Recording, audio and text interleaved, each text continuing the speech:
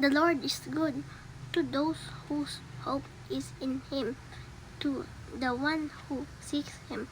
Lamentations 3 verse 25. Okay. So guys, ayan. Thank you, Yuan, for reading our devotional for today. So, ayan, ito po yung nabasa natin ngayon na actually itong ano na to is very beautiful reminder from the Lord. Kasi most of us, di ba, we are all in the season of waiting for a breakthrough, waiting for an answered prayer, waiting for our turn, kailan ba tayo magiging successful, ganyan.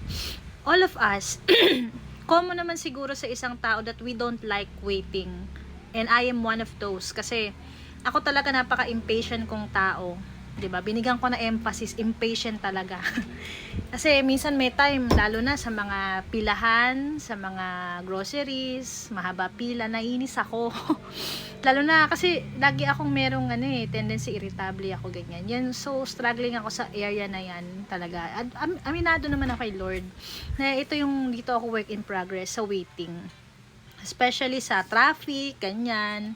Tapos mainipin, ganun. Pero before, kaya nga rin ako nag-fail din in life kasi I have done many wrong decisions because of impatience and not waiting on the Lord.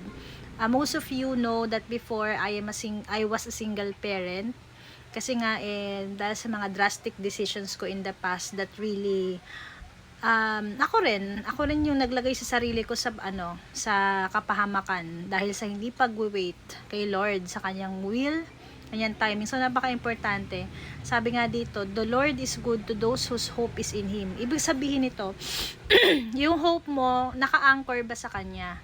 Kasi kung hindi, kung sa tao ka nagre-rely, talagang ma-disappoint ka and you will really tend to fail talaga. Kasi people are not perfect. We all have flaws. We are not content individuals eh.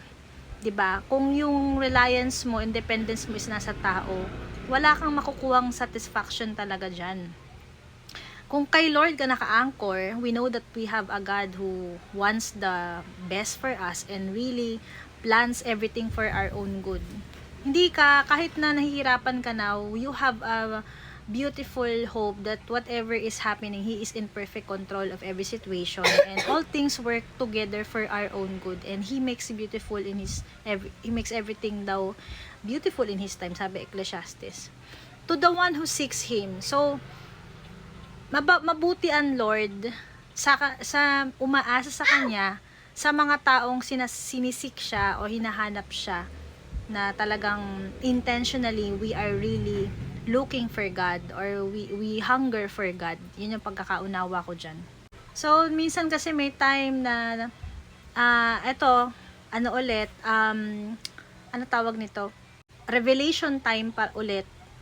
May mga pagkakataon, I know that I fully trust the Lord. I have faith in the Lord.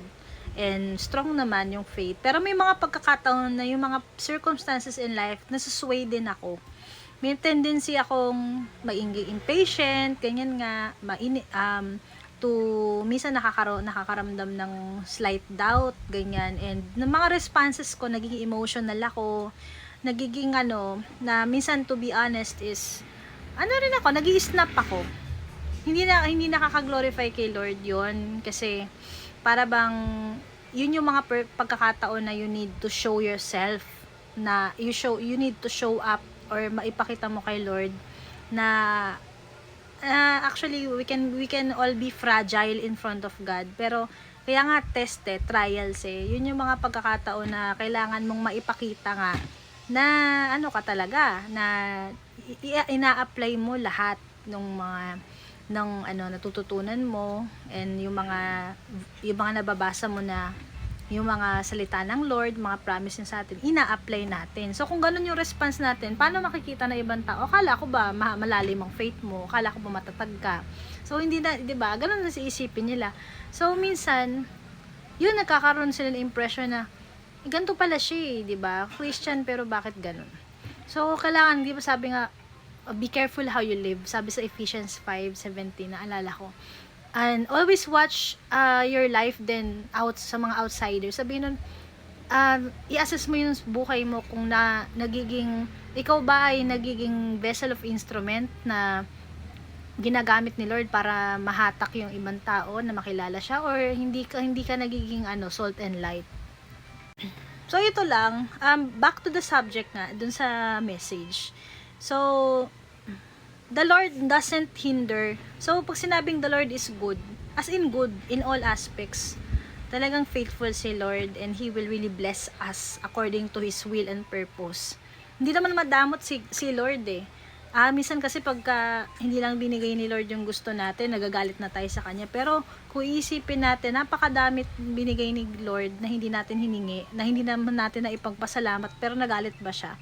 Binibless pa rin niya tayo, di ba? Kung iba yon, ay, binigyan ko na nga ng ganito, hindi pa nagpasalamat sa akin, hindi man lang ako in-honor or in-appreciate, wag ka na, wala ka nang mapapala sa akin kahit kailan, di ba?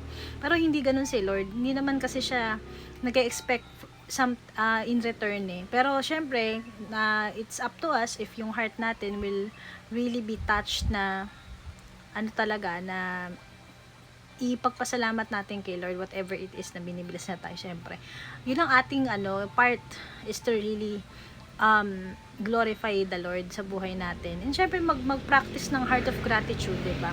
So yun nga, whatever it is that's happening in our lives sa ngayon, we all have different stories. Iba-iba po tayo ng testimonials, ng trials na pinagdadaanan. I'm not saying this because my life is perfect, pero I'm saying this because I'm also one of you. Lahat kami dito, husband ko, family ko, as of the moment, syempre, we still have our own struggles and problems. Pero one thing we can share to you guys is, we are striving, we are still enduring, and we are still standing, all because of the grace of God. Hindi naman talaga namin magagawa yun eh, kung hindi dahil kay Lord. So lahat talaga niyan si Lord, hindi kami. Kalakasan, kung sa strength lang namin eh, we are weak talaga, 'di ba? We fail. Pero dahil sa strength ni Lord and sa kanyang grace, kaya kinakaya. Pero like you, hindi naman po kami perfect. The connotation Christian is not perfection. We still have emotions, nagkakasala, nagkakamali, nagagalit, nagda-doubt, natatakot, kung ano yung mga normal na nararamdaman ng tao. So ang kaibahan lang po talaga kasi is ina-anchor mo yung sarili mo sa Panginoong Jesus, na na whatever is happening sa buhay mo is naaayon sa kanyang mabuting kalooban. So yun lang, talagang total surrender ang life. So yun, that's all na ma-share ko po.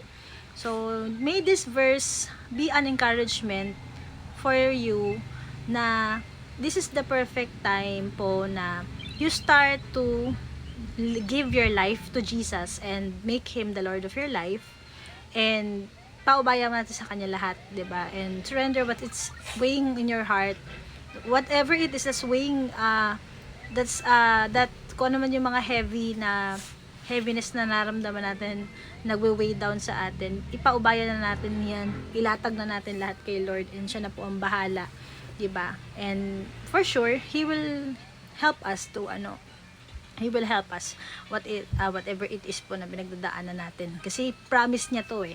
So panghawakan po natin yan. Hindi tayo pababayaan ng Lord. So yun lang po. Yun, sabihin mo. God bless.